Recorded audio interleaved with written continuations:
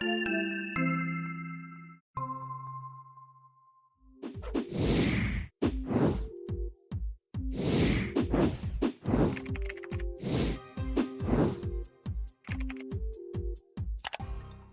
back, Richard. It's good to see you. I wasn't sure that I'd get to see you today. We've been wondering. Yeah, Inquiring minds want to know exactly what's going on. Yeah, so for what, 2.5 years we've been dealing with COVID. I've worked in the schools all those years and never had COVID, never had any problems with it. The last day of school was last week. And 2 days later, I test positive for COVID. There may be a message there, you know? I couldn't believe it when you told me that. I thought, wait a minute, you survived going to 3 different schools, meetings, kids, change every day you were exposed for 2.5, 3 years. And now at the very end, the very last day, you test positive for COVID. Yeah, it's well, what do they say about this variant? That it's less virulent but more contagious. Yeah, something. And it's so I'm getting through it. Today's, I think, day 4 or 5, right. The onset of symptoms. So that's good, I guess. Well, we were all expecting you in the office last week, and when you didn't show up, I said, "Where's Waldo?" And they said he has COVID, and I couldn't believe it. I could not believe when they told me that. Yeah. I said, "You mean he survived?" That's like surviving the wars and then getting in an auto accident. You know, I mean, just crazy. I was convinced there was no way for you to escape contracting this disease with all the exposure you had in the schools for so long. I mean, it wasn't like you were in a single classroom. You were moving all over the place. Yeah. I said, there's no way you could escape it. And you did until the end. I don't know. Well, we feel bad that you got it, but I'm glad it was a mild case, I assume. Yeah, it's not too bad. Every once in a while, but I'll still get a little cough. There were a couple of days where my throat was just really sore. It hurt really badly. But other than that, and the cough, of course. But I'm getting through it. It's better. I didn't have to seek any particular treatment or anything like that. Right. All right, getting through it. Good. Well, welcome back to the living. I guess you're going to be out of quarantine in a day or 2. Yeah, I have another day or so, and then I'll be a free man again. Well, none of us want to see you anytime soon. Just keep your diseases to yourself. Right. Oh my gosh. So, but but it's good to be able to do the podcast. And hopefully I won't have any coughing fits while we're recording. Right. Well, if you do, just give me a hand signal and I'll take over. I'll fill in for you. Yeah. Right. We're going to kind of extend our conversation today, extend our conversation from last week a little bit, because last week we talked about my goodness, all the mass shootings that have happened. I think we're at like 233 or something like that. We are now, yeah, because since then there have been the weekly 10 or the weekly 8, whatever the average is. I think when we talked last week, there had been about 200, about 199 in 19 weeks, and now we're up to 233 and counting. And you almost feel like you ought to start this podcast with something like, and this week's shootings. Because every week, I think everybody's aware now that every week we're experiencing mass shootings in our country.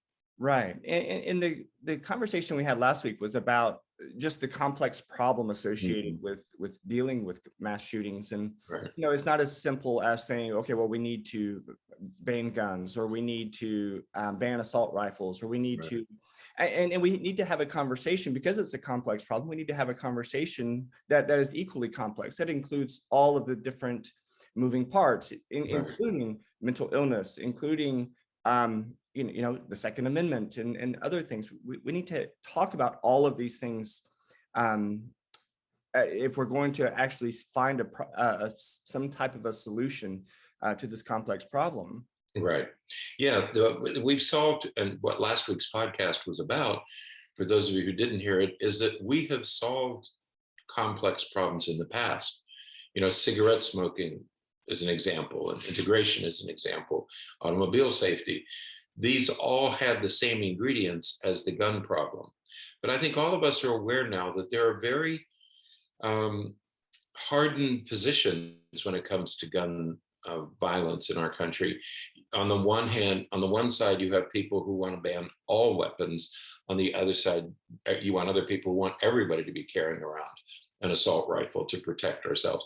And so you have these two extremes, but I think we're beginning to realize that the solution lies somewhere in the middle. It's just that we can't have a conversation about it yet. Part of the problem, it's an election year, and so that's complicating things. But what it led us to is that as we begin the summer, we're dealing with increased stress and distress from a number of on a number of fronts. Right. And one of the things we wanted to talk about was we can't explain gun violence by attributing it to mental illness. And I think that's what we talked about last week, is that it's not just mental. You can't say, well, this person's mentally ill, because there are too many people who are mentally ill who are not violent, right? So mental illness is not the explanation. But at the same time, we have been buffeted by all sorts of stressful and distressing things that seem to be increasing everybody's anxiety or depression or concern, okay? Right. So for example, in addition to these weekly shootings, which have everybody on edge, right. We have the pandemic hangover. Right. Well, there's, I mean, you could just go down a list of things. There's right. Pandemic hangover. There's, all the issues related to inflation and access to goods and services. Here in Florida, we're dealing with the onset of hurricane season. Right. Other places in the country, they're dealing with wildfires and other weather and climate related issues. Let's not forget that there's a war going on the other side, over in Russia and Ukraine. So there are so many things happening right now that everybody's stressed and anxiety and right. We're all on edge all the time because right. There's so many things happening. That's right. So we have this long list of things that are bothering us. I mean, you can't go anywhere now. Go to the grocery store and things are more expensive and gasoline is more expensive. So you're just reminded of it every day, and you begin to wonder just what in the world is going on. And it almost brings to mind that the St. Augustine prayer, and help me understand the things I can't do anything about, that sort of stuff. So how do we approach this? How do we deal with what feels like a constant onslaught of distressing news and distressing events? And so what we wanted to look at today was the difference between mental illness, what we would technically refer to as mental illness, versus another aspect, which we're going to call the human condition. Yeah, and I think that this is a really important conversation that we're going to have because, we are, as a society right now, I think that we are very prone to pathologize. We're right. Very prone to experience something and want to give it a name, a diagnosis, because right. That's we're talking about medical stuff. And so we go to Dr. Google, we do all kinds of different things to try to identify what is wrong mm-hmm. with us. Right. And I think that there are times we have to remember that sometimes the distress that we're feeling is perfectly normal exactly. And perfectly appropriate for what's happening. And I'm sure you have as well. There are many times that I sit with a patient and I say, I don't know that there's anything wrong with feeling that way. Right. I think if I were you, I would be feeling exactly the same way. Mm-hmm. I don't think that you have depression or anger management problems. I would be angry about that as well. Right. That's right. I would be depressed. If what happened to me, just happened to you, I think I would feel exactly the same way. I'm not sure. So we venture into this difference between what is the human condition and what is mental illness. And we do so for two reasons. One is we assume that shooters are mentally ill. It's an assumption and an accusation. Right. And neither may be true. A shooter may or may not be mentally ill. But at the same time, so we deal with that issue. At the same time, many of us are wondering if we are mentally ill. Is there something wrong with me? Right. How many times have you been asked, Berney, how many times have you been asked, do you think I have autism? Or I think I have autism. People are talking about that all the time. They fear that they have autism. So the questions we pose are, am I just depressing? Is that how I'm dealing with this? Or am I really depressed? Right.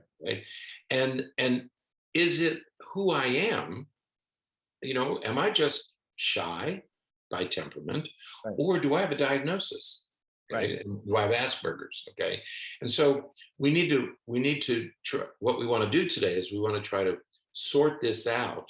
The shooters are not mentally ill. And at the same time, do you have a diagnosis, or is this just part of who you are? Okay. Right. And again, I think that we have to point out, because there has to be something going on with a person emotionally and psychologically to enact a mass shooting. Right. Let's not deny that. I mean, No, now, whether that's a diagnosable mental illness versus someone who's just using sort of common vernacular words, someone who's deranged or someone who's sociopathic. Those are two different things. Sociopath is not a mental illness. Right. Psychopath is not a mental illness. Right. Those are not diagnosable conditions. They are clinical presentations of people. We can see people behave in sociopathic ways or in deranged ways, but it doesn't mean that they have a mental illness. That's right. So let's kind of differentiate those two things. That for somebody to go into a school and shoot a bunch of people, or into a grocery store and shoot a bunch of people, there is something mentally wrong with that person. Right. But it may not be. But it may not be a mental illness. But it may not be a mental illness, and that's a difficult. And some people might say, well, there really isn't any difference. Well, but there really is a difference. Sure. And I think it's important for us. Right, because the difference comes with, well, we should have recognized them beforehand. Well, if it's not a mental illness, we wouldn't have recognized it beforehand. If a person doesn't do anything prior to the shooting, there's no way to know. There's no way to know whether that person has a mental illness or not. Right. And many of these shooters never did anything. I mean, some of them may have, but the shooter in Las Vegas, at the concert, he didn't have any history. Right. So yes, when we look back, we could say, well, he had this problem and this problem and this problem, but it didn't raise to the point where the person required clinical attention. That's right. And so, yes, they may have had some of these symptoms beforehand, but if it didn't rise to the level of requiring clinical attention, causing functional impairments, then it wasn't a mental illness. And it may be splitting hairs a little bit, but I think that helps us to understand a little bit about why these people may get to that point. Right. And we look back and we say, oh, in retrospect, we say, oh my gosh, look at all these red flags. They're red flags now because we know the end of the story. Right. They weren't red flags before. So we kind of need to back off of this idea that, well, the person must be mentally ill if they're doing these behaviors. And kind of, we need to shift the focus onto something else when we're thinking about those issues. But for the purpose of what we're talking about today, I think I agree with you. We need to look at these questions that we often ask ourselves, because people come into the clinic all the time saying, I have a patient that I've been seeing for years, Richard, and almost every other time she comes in, she asks me if she has a different diagnosis. Right. I have the same thing. And it's no, it's not bipolar. No. Oh, no, you don't have autism. Right. No, that's not it either. You know, you don't have schizoaffective disorder. We would know that by now if you had that. Right. And so it's so difficult though, because people want a diagnosis. They see something wrong or they feel something uncomfortable and they want to name it. Mhm. Right. And, we also hear frequently that, well, when I was younger, when I was in school in the old days, we didn't have all this autism and nobody, we didn't talk about ADHD and depression. We didn't have all these things back then. Well, as a matter of fact, we did. Right. Okay. But we didn't attribute them to mental illness. If a kid was in the 1960s, if you were hyperactive, you got into behavioral trouble with your school. You might get paddled, you might get treated differently, but nobody talked about ADHD, nobody talked about learning disabilities, because we didn't use those labels, and we didn't if you were shy, you were shy. If you were not popular, you were not popular. Nobody looked for a diagnosis. Right. In fact, if I wasn't around during these conversations, but in the 60s and 70s, when they were coming up with some of the criteria for IDEA and some of the diagnoses we have in schools, especially a specific learning disability, they were working really hard to differentiate specific learning disabilities from ADHD. Right. That's right. Because there's a big overlap between the two. Mm-hmm. And they were saying, okay, well, let's keep ADHD a medical thing and specific learning disability an educational thing. Right. Right. But although it was really, we were looking at the same thing in that population. Right. And then, so we have this whole notion that, well, we didn't have all these no, you had all the disorders, you didn't have all the diagnoses. Okay. But the other thing that's going on today is, it may be that our expectations today are unreasonable. We're going to talk about that additionally. So it's not that these diagnoses are now only appearing. The diagnoses are appearing. The disorders have always been here. Okay. Right. We have stories from hundreds of years ago about youngsters, teenagers who probably had ADHD. Today we would call ADHD. Billy the Kid. Billy the Kid is one of those historical figures. He probably had ADHD. Mm-hmm. I mean, did no impulse control. He got angry for some reason and he started acting out. Today we would probably think of him as having ADHD. But the second thing is that it may be that our expectations today are unreasonable. And we're going to talk about that in a second. The reason we think it might be unreasonable is if you look at the data, about 20% mm-hmm. of any group of citizens in most countries, it's generally agreed that about 20% of people at one time or another will have a diagnosable mental illness. Okay. What that means is if 20% have a diagnosis, it means 80% don't. Right. Okay. So there's an 80% chance that the shooter doesn't have a mental illness. I mean, if you want to look at it that way, okay? And there's an 80% chance that you don't have a diagnosis. You talk about patients who come in and are looking for a diagnosis. There's an overwhelming chance, 80%, that you don't have a diagnosis, okay? So in this 80%, in the large percentage of cases, we're probably talking not about mental illness, we're probably talking about the human condition. Right. And we're differentiating, and again, I kind of alluded to it earlier. When we're talking about mental illness, we're talking about very specific diagnostic criteria. We're talking about impairments in functioning. We're not just talking about experiencing a symptom. We've all experienced depression before. Right. Whether it's, you're a kid and, the family pet dies, or, you lose at a baseball game, or, kids get really down if they perform poorly in a baseball game or on the report card or something.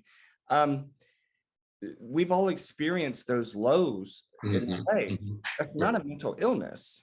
Exactly. But experience depression. So it's like a lowercase d depression versus capital D depression. Those are two different things. That's right. So when we talk about the human condition, nobody said life was going to be easy. I mean, life is not easy. I'm sorry. You're not going to feel good every day of your life. It's just unreasonable to think that you're going to feel tip-top 100% every day. Yeah. Also, we have Facebook now. Facebook is not life. Life is life. It's different than life looks different. Life is differentiated from what life looks like on Facebook. Right. Work is called work for a reason. People say, I hate to go to work. I hate to go to Monday. Most of us don't look forward to Mondays. Okay. Work is work. It's why they call it work. And you do have to earn it. You have to earn what you're getting. It's not going to be handed to you. I talk to a lot of young people and they think, well, no, I don't want to have to do all that. I should be an executive. I'm smart enough. I'm highly educated. I should be a decision maker in this company. Chances are you're going to have to work your way up, whether it's in the military or you're in business or you're in a university. You're going to have to work your way up. And that's not easy. And you are going to be judged. The other thing that struck me is that a lot of children, a lot of families expect their children to get all A's in school. Right. Should we expect, is that a reasonable expectation? And I don't think it is. Or have perfect attendance. People get sick, okay? Or to expect that your teenager will somehow not go through the troubles that most teenagers go through. Right. If you are raising a teenager, you're probably going to encounter some resistance. Your teenager is going to experiment with things that you don't want them to experiment with. And it's unreasonable to expect that you're going to raise a teenager who doesn't go through the normal teenage troubles. So these are all the things that account for the human condition, that life is not easy, and you're probably going to encounter some disappointments, some stress, and some distress, okay? Right. So what we're saying here is that maybe we ought to consider a different perspective on mental illness and the human condition. Perhaps we ought to work a little bit more to differentiate these two things. Right. Yeah. So another way to think about this is, you mentioned mental illness, and you said any population, any group of people, we have this issue with 20%. That's any country. That's right. Other countries don't have the rate of violence we have here. That's right. The same rate of mental illness, but they don't have 233 mass shootings in the first half of the year. Okay, so all countries have this, but not everybody has 233 mass shootings, okay? And there's another part of this that's a little more technical, but worth mentioning. We have to keep in mind that mental illness is a hypothetical construct, okay? What I mean by that is that a mental illness is not a real entity. It's not like a car. It's not like a table. It's not like a coffee cup. It's a hypothetical construct. These are labels that we give things that we observe. We observe a certain cluster of behaviors. Take ADHD, for example. We observe a kid who's too active, very impulsive, inattentive. We make those observations. We call it ADHD, okay? But a label doesn't explain why something is happening. She has ADHD is a label, it's a name, but it's not an explanation because it's hypothetical. We don't know. Nobody has ever seen ADHD. Nobody has ever seen. We've seen people who have symptoms, but we've never seen. Depression doesn't exist out there on its own. Right. We have created these labels as a way to share information in an easy way. Because if you say that kid has ADHD, I know what you're talking image of what that kid is presenting with. If you say, I'm feeling really depressed today, mm-hmm. you're creating a mental image of what that person is experiencing. So yeah, they're hypothetical, but they're used to ease conversation. That's right. If you're sitting at a meeting, you sat in these meetings for years at IEP meetings, and you have you have a school psychologist, a principal, a teacher, a speech therapist. All these people are sitting there, and you all agree that, well, this child has autism. Okay, so all of you have an understanding now. You all have a common language, and that will lead to the decisions you're making. Okay, but it's just a label. It's just a name for a cluster of symptoms, for a combination of symptoms. Okay, and so we have to keep that in mind, that if you're dealing with a hypothetical construct like depression, you can't use that as a cause for anything. It doesn't cause anything. It's simply a name. It's simply a label. Okay. Right. And it's that way for shooters, but it's really that way for all of us. That those same things apply to all of us. And so we found this article. What spurs this conversation today is an article written by a physician by the name of Ralph Lewis, called, and he titled it, "The Urgent Problem with Seeking Psychiatric Diagnoses for Every Problem." And he begins the article with, "Life can be extremely stressful and complicated." That's what we mean by the human condition. Okay? Right. And it is, it's a valuable article, because it's talking about these exact issues that, you know, and we talked before about, you know, Dr. Google and everything like that, Right. we, as soon as we start to experience something, man, we jump right to, let's give it a name, let's call it something. Right.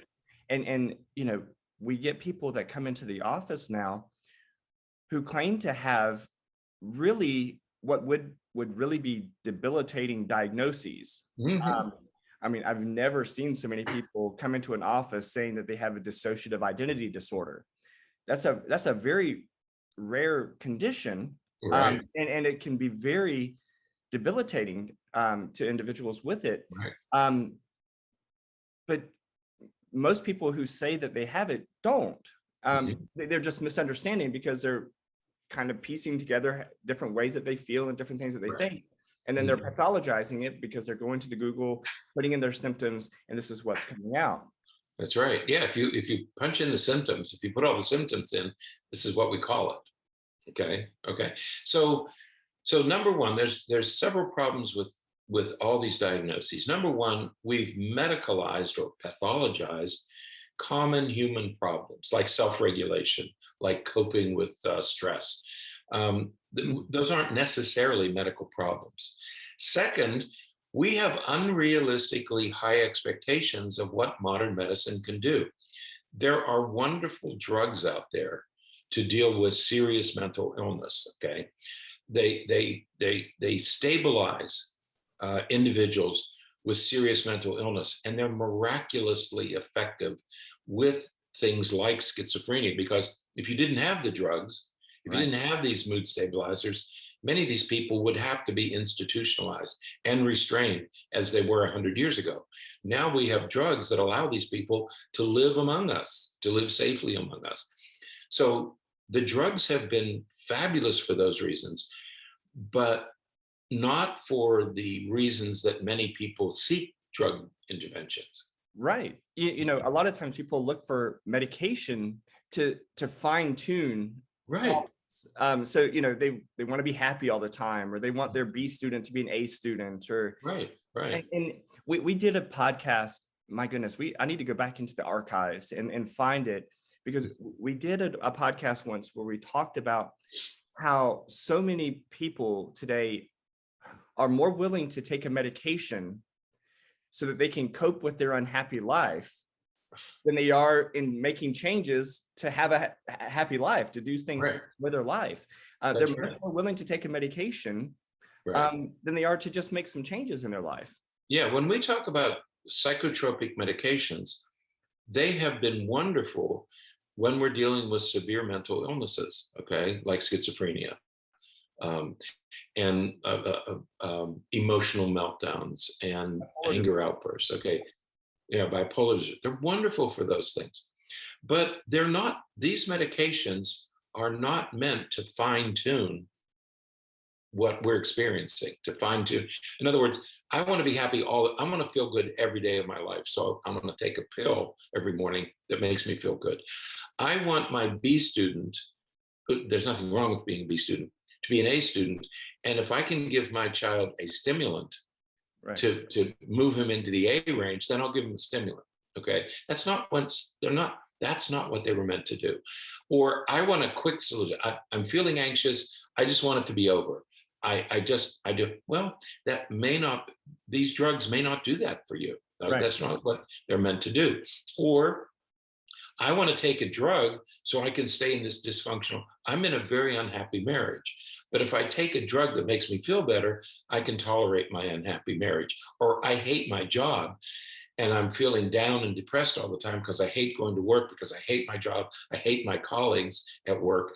So if I take a drug, I can tolerate my misery. Okay. That's not what psychotropic medications were meant to do. Okay. Right. Yeah. They are meant for true mental illness, That's right. which again are impairments in functioning. If your depression is so bad that you can't go to work, you can't get out of bed and go to work, an antidepressant is probably going to help you. That's right. If you're feeling depressed because you're not happy in your relationship or you're not happy with your job, it probably isn't going to do a whole lot because you're constantly confronted with what it is that is depressing you. That's right. That's right. It's very different. Right.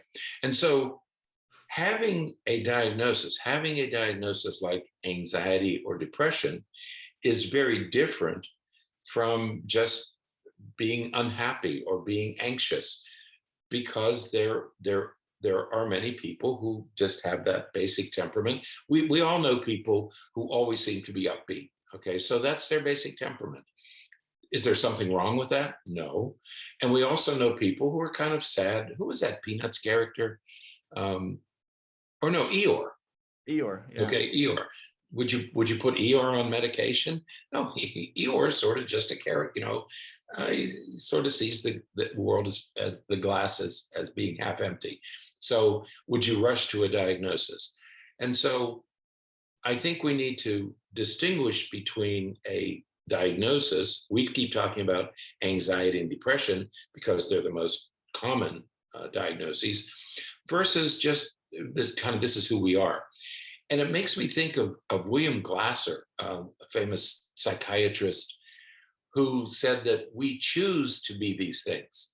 His position was, because Glasser never used medication, though he was a psychiatrist and could use medications, he didn't. And he said he used diagnostic labels as verbs. Let me explain that.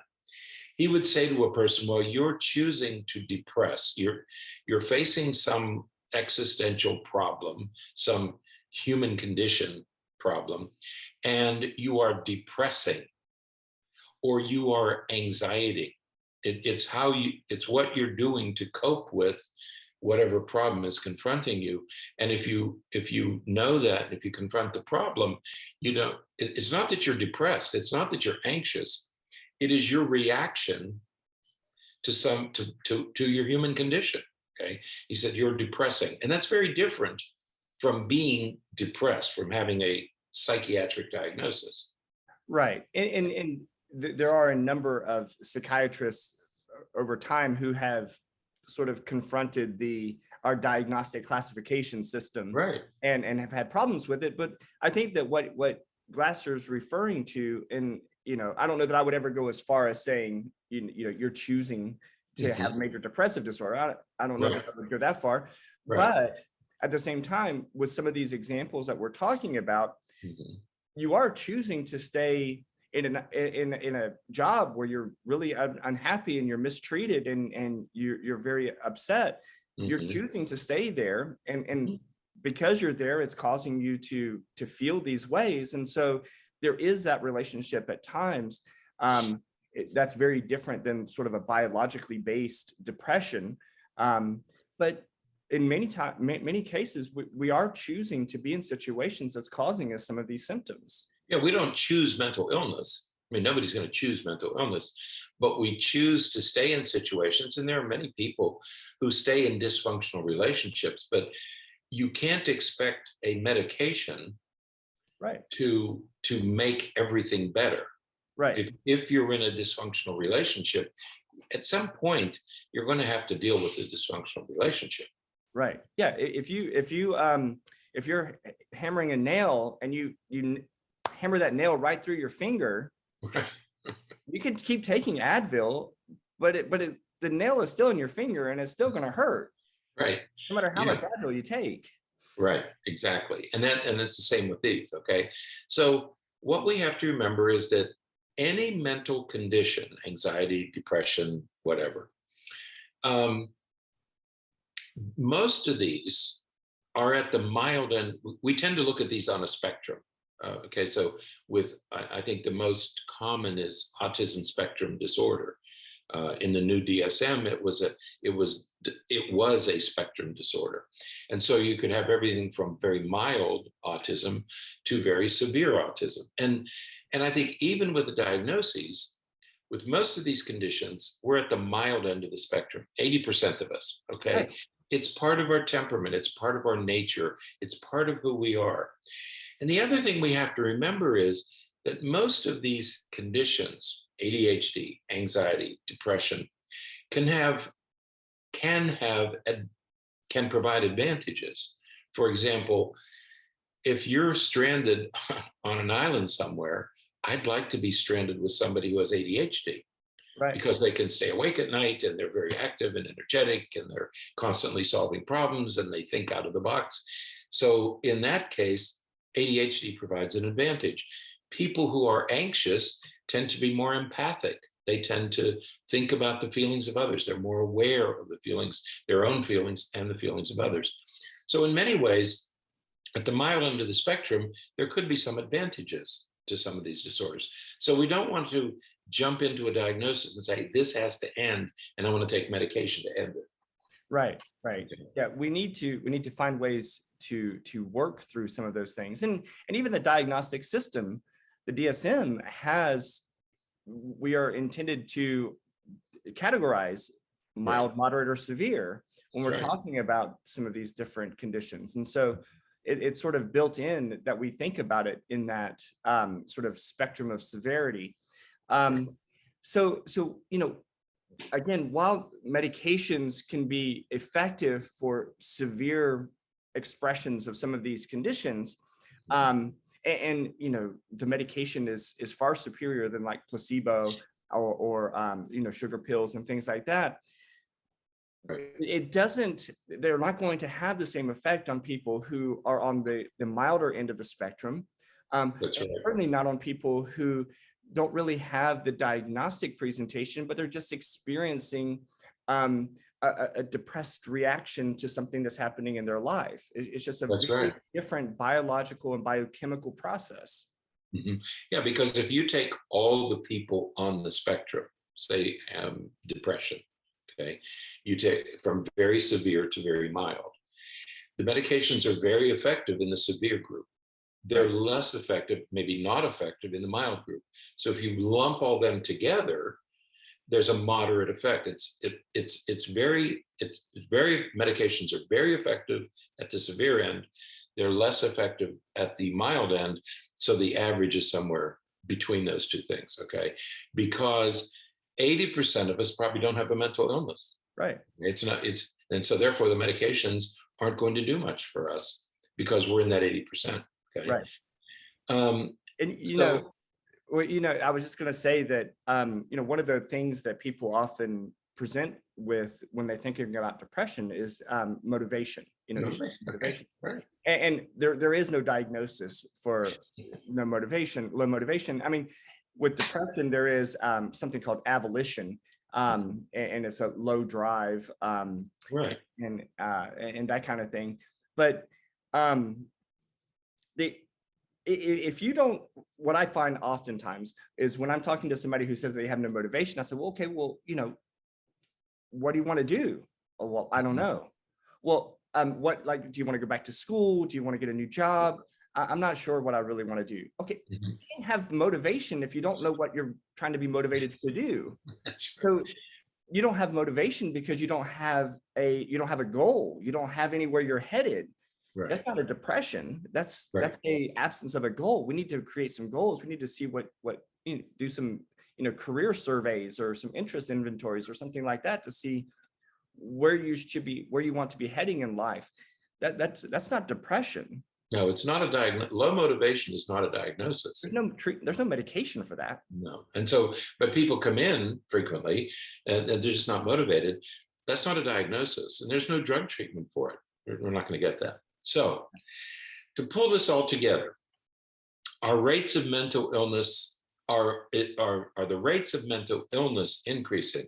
No, I don't think. We're not going from 20% to 30% to 40%. So I don't think the rates of mental illness are increasing.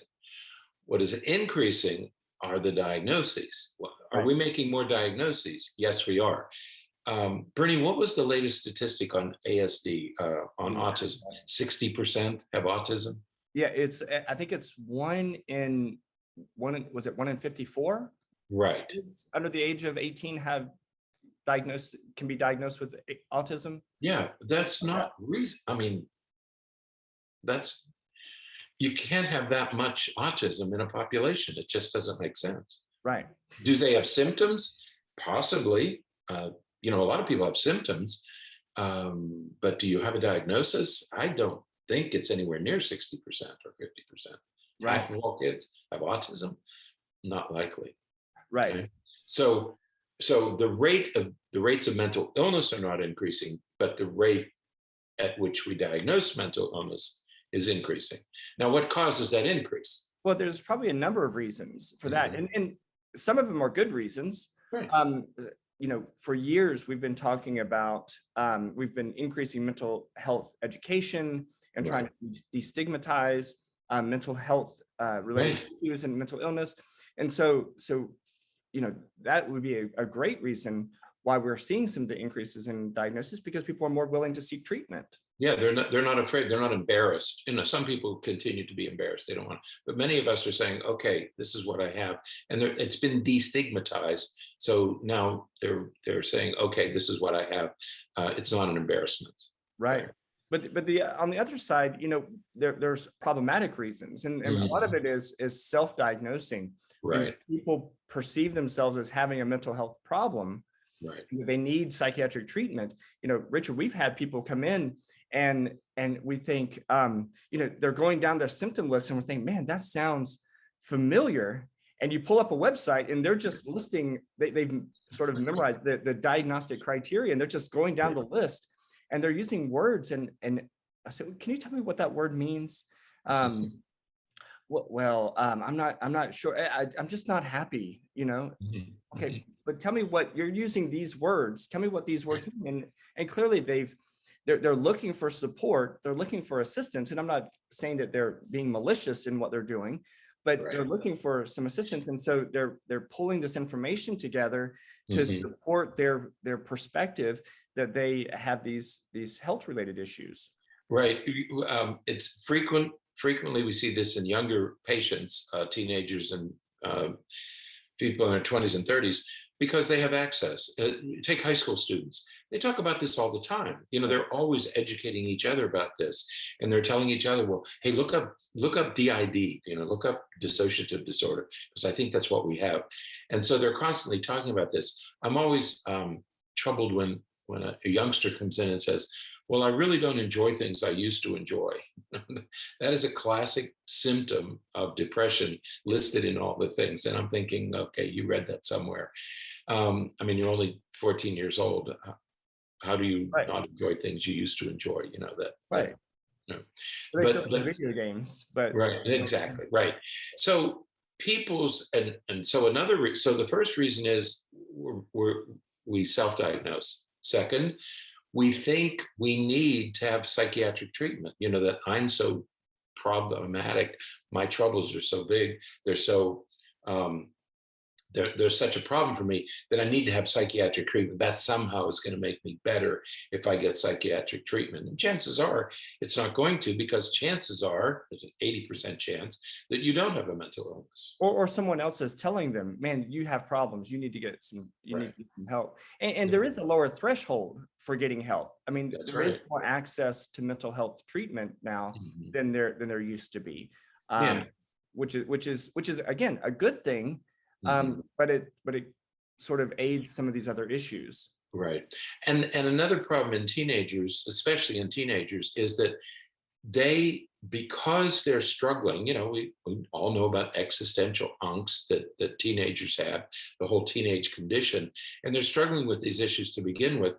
And now they get a diagnosis, and they're seeking a diagnosis to explain the feelings that they have. And it's almost desirable to have a diagnosis. Oh, well, I have ADHD, or I have dissociative disorder, and that. No, you're a teenager. That explains why you feel the way you do. Well, and those diagnoses, especially when they comes from a professional, provide validation. And testifies, and unfortunately, sometimes it serves as an excuse for people to, well, I can't help it. I have ADHD, or I can't help it, I have this. Well, let's talk about that. But that's right. That's right. But it does become part of their identity, and part of who they see themselves as, and how they present themselves to other people. And I think that a lot of it is, we think about social media, and we think about how they're presenting themselves to the world. But I think that a lot of times, especially teenagers and young adults, they see some of these things as temporary. Well, this is who I am right now. And then they think, I sort of think that there's this idea that, well, that's not me anymore. Now I'm this. Oh, well, I'm not that anymore. Now I'm this. And it's part of that trying on different identities that we know that we all do, or did, as we're going through our identity development. But mental illness doesn't do that. Mental illness doesn't just go away. Autism doesn't go away. You don't do chelation treatment, and all of a sudden your autism is gone. You probably had a heavy metal poisoning, and that's why why the kid was behaving that way. It wasn't autism. But we're looking for those diagnoses because it gives us that validation. It justifies some of the things that we're seeing and some of the things we're doing, and it becomes part of that identity that we're presenting to others. That's right. And then we can't forget that sometimes there are some practical benefits to having a diagnosis. And I'm thinking here about extra time on tests, on like the SAT or the ACT. Or you can't get ABA therapy unless you have a diagnosis of autism spectrum disorder. So it's not, some of these services, some of these accommodations must be linked to a diagnosis. And so there's this search, this quest to get a diagnosis to give you some advantage, either an intervention or an accommodation. Okay.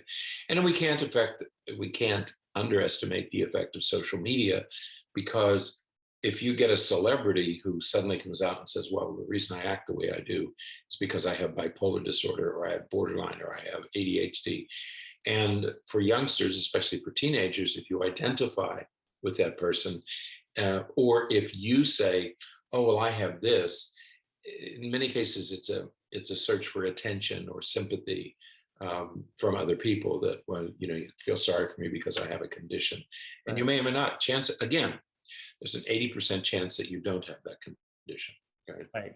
And so as we think about some of these problems associated with overdiagnosing and over-identifying some of these, and maybe more importantly, over treating some of these conditions or presentations medically, we get into problems with overprescribing, and there are far too many people on antidepressants, and then all of a sudden now we're getting reports that say, well, antidepressants aren't effective. Well, how many of those people taking antidepressants aren't really depressed? Exactly. How many of the people taking benzodiazepines for anxiety are really taking the medications the way that the medications were intended to be taken? Because,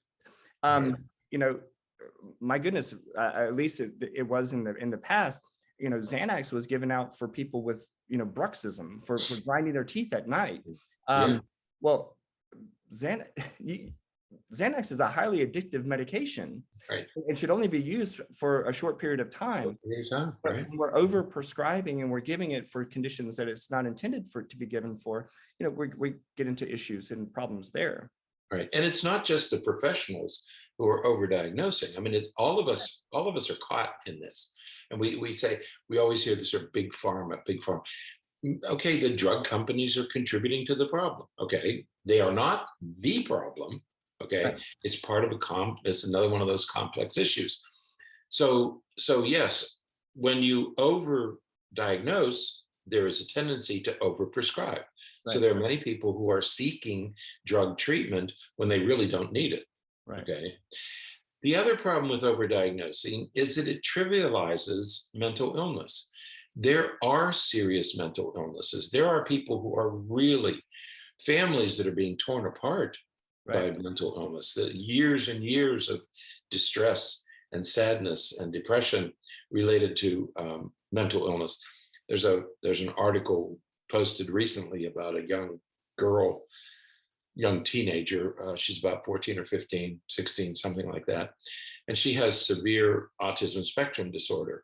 And there's no place, she has to stay home. And her parents have to do their best to deal with her because there's no place for her. We don't have services. This is a sadness because she has a severe mental illness that can't be completely controlled with medication. Right. And her parents are forced to do their best. So we don't want to trivialize mental illness because there are people who do need help, who do need medications, and who will benefit. But if everybody has something, we have to say everybody has something. Well, then nobody has a problem. Okay, so we don't want to trivialize her autism by people who are completely neurotypical saying, "I think I have autism."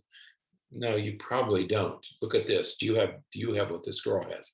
No, you don't. Okay. So we shouldn't trivialize mental illness. Yeah. And I think that we have to, as a society, as a group of people, we have to come to the understanding and appreciation that we can't fix all of our stress. Right. We can't live lives completely free of distress. Yeah. That's not the way that life works, especially life with other people, with other beings. Even if you lived alone, you're still going to experience stress when you're trying to tend your garden. That's right. And it's stress and distress and sadness and disappointment. It's a part of being alive. I mean, what 2-year-old doesn't experience stress? What 5-year-old, what kindergarten kid, what middle schooler, what athlete, what high school, what teenager? We all experience these things. It's part of the human condition. They are not mental illnesses, okay? They are part of the human condition. Absolutely. So, All right. Well, I think that's it for today. I'm going to get through this, Richard. I only had one coughing fit through the whole thing. So I noticed you did really well. So you hit that mute button. Yes. Right. Oh, that was good. You're on top of things. Yep. No, it's good to see you up and around again. It'll be good to get you back in the office and start mingling with the humans. Yes, I'm looking forward to it. Look forward to seeing you again. Okay. Until next time, stay happy, stay healthy, and forget to be afraid.